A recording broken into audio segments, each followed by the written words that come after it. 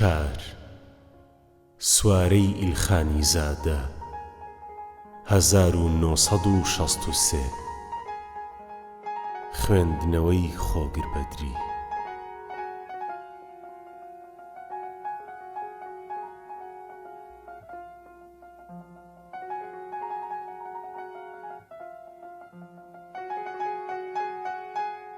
گوڵم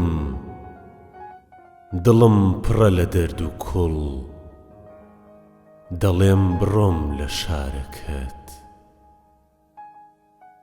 دەڵێم بە جامێ ئاوی کانیاوی دێیەکەم، عەلاجی کەم کوڵی دڵی پڕم لە دەردی ئینتیزارەکەت.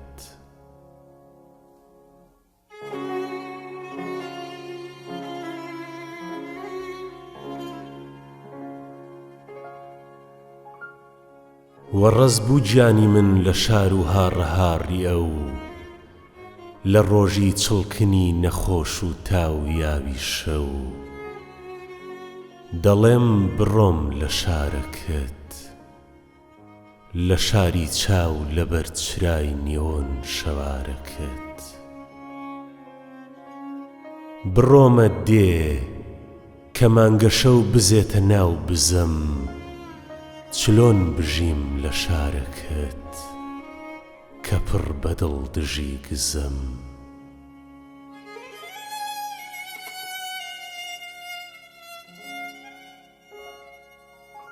لە شارەکەت کە ڕەمزی یاسن و منارەیە، مەلی ئەوین غەوارەیە، دەڵێی لە دەوری دەست و پێم ئەوەی کە تێل و تان و ڕایەڵە کە لە بچەیە، ئەوەی کە پەیکەرە میسالی داوەڵە، ئەوەی کە دار تێلە مەزهەری قەنارەیە.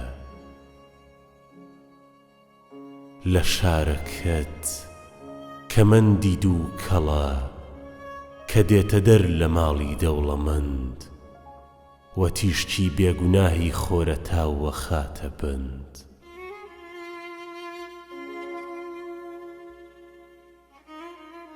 لە هەر شەقام و کووچەیەک شەپۆڕی شینە دێ بەرەو دڵم، دەستی گەرمی ئاشنا نییە کە دەیگوشم، دەستی چێویە لە شارەکەت زەلیلە شێر باوی ڕێویە. بە هەر نیگایەک و پەتایەکە دەڵێم بڕۆم لە شارەکەت.